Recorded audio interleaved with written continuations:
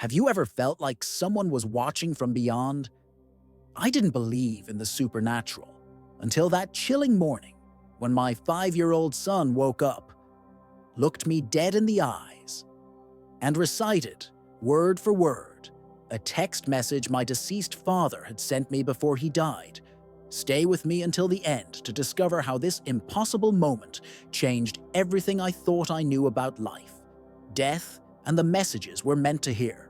Welcome to Plot Twist Life, where real stories take unexpected turns that challenge reality. If this is your first time here, we share true stories that make you question what you thought you knew about the world. Hit that subscribe button right now so you don't miss the moment when your perspective might change forever, just like mine did. Growing up, my relationship with my father was complicated, to say the least. A military man through and through, he believed in discipline, order, and above all, emotional restraint.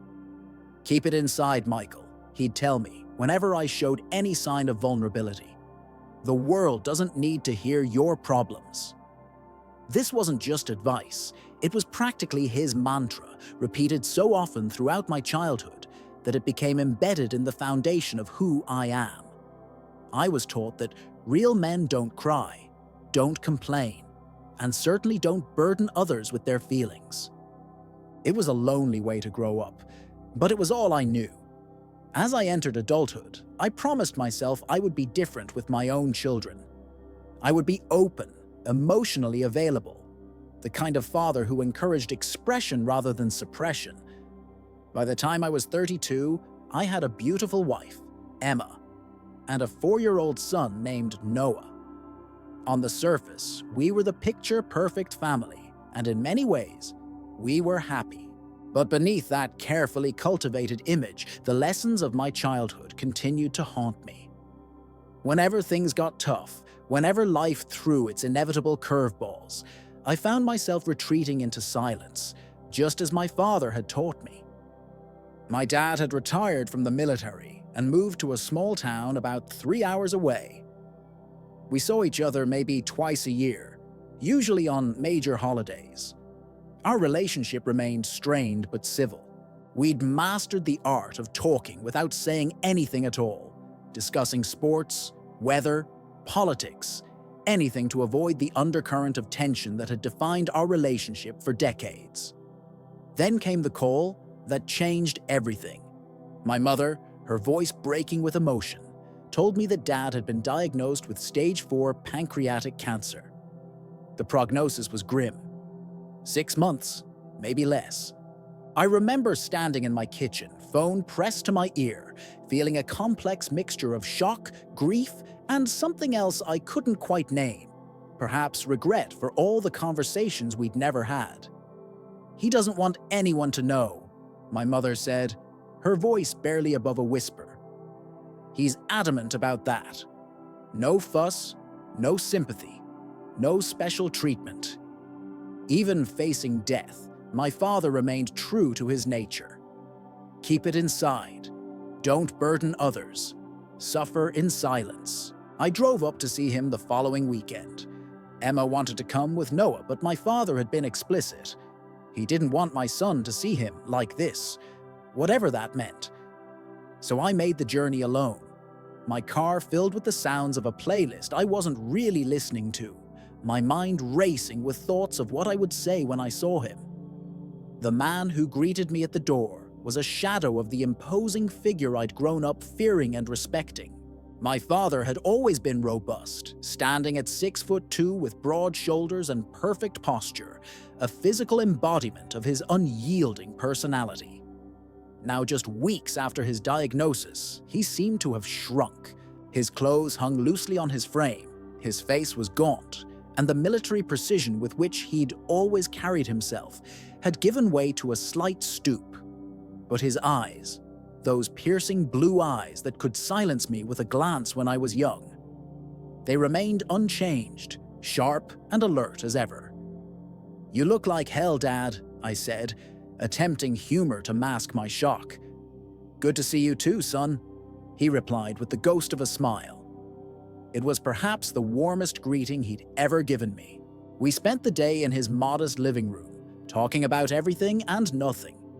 He showed me his medication schedule, meticulously written out in his neat handwriting. He talked about practical matters, his will, funeral arrangements, what would happen to the house. It was all so clinical, so detached, as if we were discussing someone else's impending death. As evening approached, I found myself growing increasingly frustrated. Here we were, possibly in the last months we'd ever spend together, and we were talking about life insurance policies. There was so much I wanted to say, so many questions I needed to ask, but the words wouldn't come. The weight of our shared history, of all those years of emotional silence, pressed down on me, making it impossible to break through the barriers we'd both spent decades constructing. As I prepared to leave, standing awkwardly in his hallway, I finally found my voice. "Dad," I began, my throat tight, "I think we should talk about us, about everything." He looked at me for a long moment, his expression unreadable. Then, with a slight shake of his head, he said, "There's nothing to talk about, Michael. What's done is done." "But Dad, I'm tired," he cut me off. "It's been a long day." And just like that, the moment was gone. I left his house feeling hollow, carrying the burden of all those unspoken words. On the drive home, I called Emma, tears streaming down my face as I recounted the visit. "You need to try again," she urged.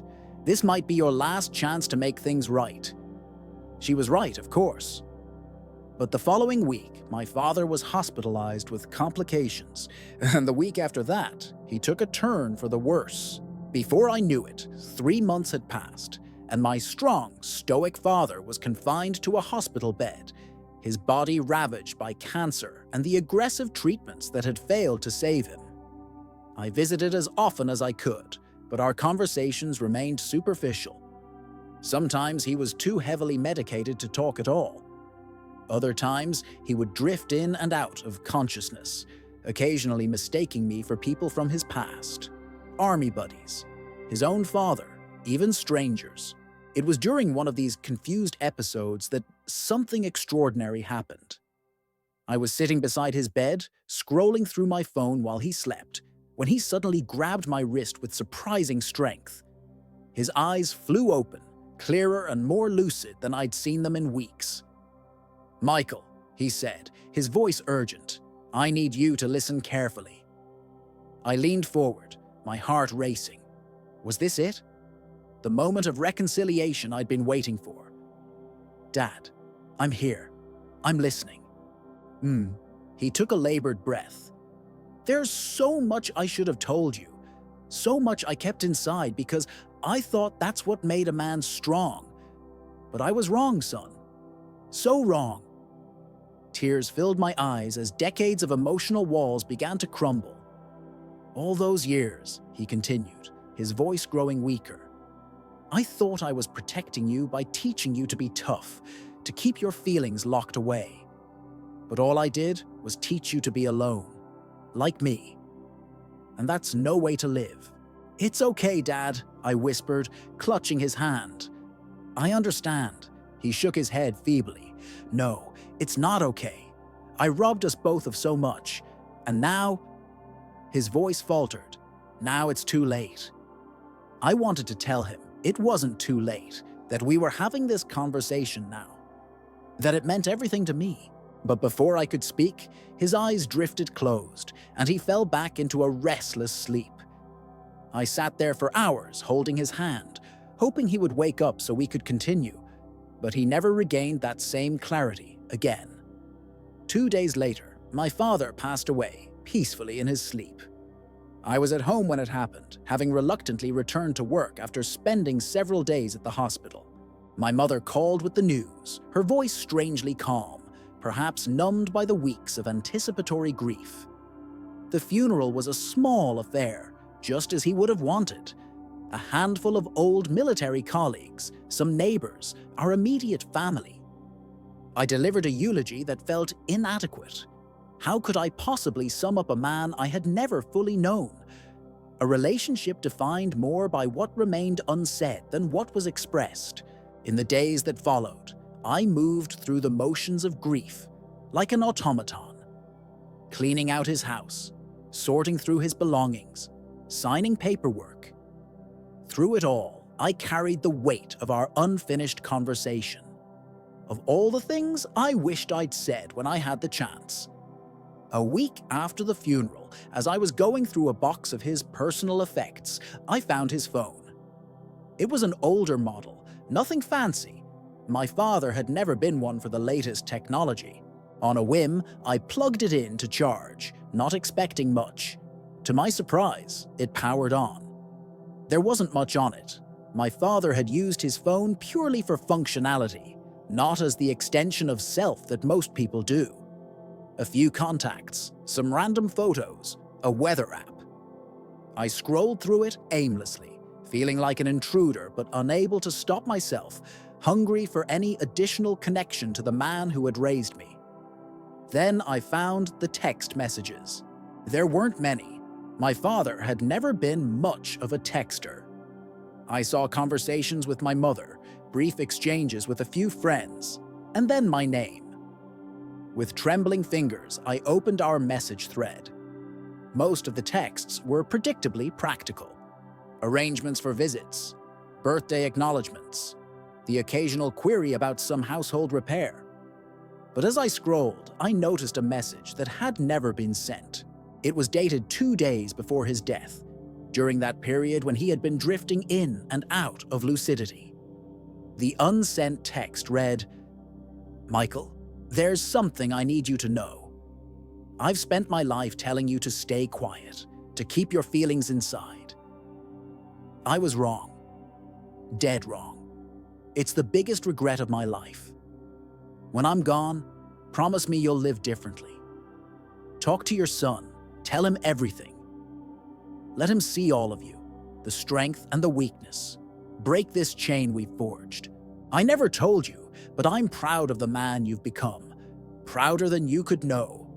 I wish I'd said it sooner. I love you, son." I stared at the phone, my vision blurring with tears. Here it was. Everything I'd wanted to hear, everything I'd needed to know, trapped in an unsent text message. He had tried to tell me, in his own way, but time had run out. I took a screenshot of the message and sent it to my own phone, then carefully packed away his belongings. That night, I showed the message to Emma, who held me as I finally allowed myself to fully grieve, not just for my father's death, but for the relationship we might have had if both of us had known how to break free from the patterns that bound us. Life went on, as it inevitably does. Weeks passed, then months. The acute pain of loss gradually softened into something more manageable, a dull ache that would occasionally sharpen when a memory caught me off guard. I found myself thinking often about my father's final message, about the legacy of silence he had both regretted and perpetuated. I made conscious efforts to be more open with Noah, to model emotional honesty in ways my father never could. When I was sad, I let myself cry in front of my son. When I was happy, I expressed it fully. When I was angry, I talked about it rather than retreating into stony silence. It wasn't always easy. Old habits die hard, but I was determined to break the cycle. 6 months after my father's death, on a crisp autumn morning, Noah came into our bedroom earlier than usual. Emma was already up, preparing for an early meeting, but I was still half asleep. At 5 years old, Noah was an energetic chatterbox, usually bursting with stories and questions from the moment he opened his eyes. But that morning, he was oddly quiet as he climbed onto the bed beside me.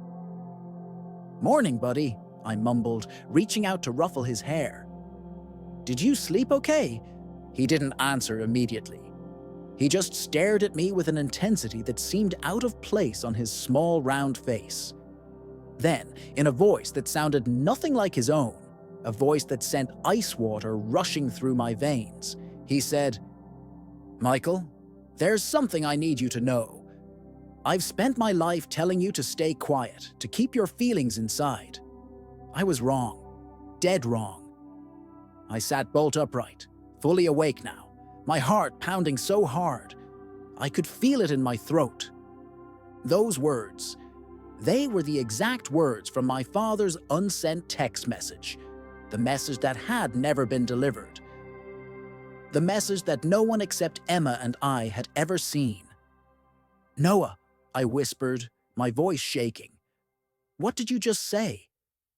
But he continued, his eyes never leaving mine, reciting the entire message word for word, in a cadence and tone that chillingly echoed my father's manner of speaking.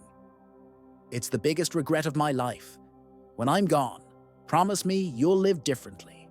Talk to your son. Tell him everything. Let him see all of you, the strength and the weakness. Break this chain we've forged. I never told you, but I'm proud of the man you've become. Prouder than you could know. I wish I'd said it sooner. I love you, son." When he finished, he blinked several times. Then his face broke into its usual sunny smile. "Can I have pancakes for breakfast, Daddy?" he asked in his normal 5-year-old voice, as if nothing extraordinary had just occurred. I couldn't move, couldn't speak. My mind raced for some rational explanation. Had Noah somehow seen the screenshot on my phone? Had he overheard Emma and me discussing it? But I knew that wasn't possible. We'd been careful, speaking about it only after he was asleep. And even if he had somehow seen or heard the message, how could a 5-year-old memorize it word for word? How could he have captured my father's intonation so perfectly? "Noah?" I tried again, my voice steadier now. "Who told you to say those things?" He looked confused. "What things, Daddy?" "The things you just said. About being quiet and keeping feelings inside." His brow furrowed. "I didn't say that. Can we have pancakes now? With chocolate chips?" I stared at him, searching his face for any sign that he was keeping a secret, playing some kind of game. But there was nothing, just the open, uncomplicated expression of a child thinking about breakfast. Later, after Noah had gone to school and Emma had left for work, I sat alone in our quiet house, trying to make sense of what had happened. I'm not a superstitious person. I don't believe in ghosts or spirits or messages from beyond, or at least I didn't. But in that moment, I couldn't deny what I'd experienced. Somehow, my father, the man who had spent his entire life keeping his emotions locked away, had found a way to ensure his message was delivered. To make absolutely certain that I understood the importance of breaking the cycle of silence that had defined our family for generations. That evening, I took Noah to the park. As we sat on a bench, watching the sunset paint the sky in shades of orange and pink, I put my arm around his small shoulders. "Noah," I said softly, "I want you to know something important." He looked up at me with curious eyes. "It's okay to feel things, all things. It's okay to be sad sometimes, or scared, or angry. And it's okay to talk about those feelings. In fact, it's good to talk about them. I'll always listen, no matter what. Do you understand?" He nodded solemnly. "Like when Grandpa got sick and you were sad." I caught my breath. Noah had never met my father. He'd been too sick by the time I'd wanted to bring Noah to visit, and my father had been adamant about not wanting my son to see him in that condition. How do you know about Grandpa being sick?" I asked carefully. Noah shrugged. "I just know." Then, with the remarkable adaptability of children, he changed the subject. "Can we get ice cream before we go home?" I agreed, my mind still reeling. As we walked hand in hand toward the ice cream shop, I felt a strange sense of peace settling over me. I couldn't explain what had happened that morning, and perhaps I never would. But I chose to accept it for what it was. A second chance, a gift, a reminder that it's never too late to change the patterns we inherit. My father had lived a life of emotional restraint, believing it was the right way to be a man, a father, a human being. In his final days, he'd recognized his mistake, but thought it was too late to make amends. What he couldn't have known was that his message would find its way to me anyway, through the most unexpected messenger. Since that day, I've kept my promise. I've broken the chain of silence that bound my father and me. I talk to my son, really talk to him, about everything. I let him see all of me, the strong parts and the vulnerable parts, and in doing so, I've discovered a freedom that my father never knew. A connection with my child that grows deeper with every honest conversation.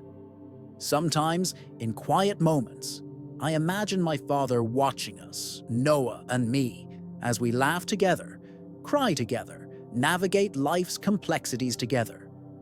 I like to think he's proud of the changes I've made, of the lessons I've learned from both his life and his death. I don't know if my experience that morning was truly supernatural, or if there's some rational explanation I haven't considered.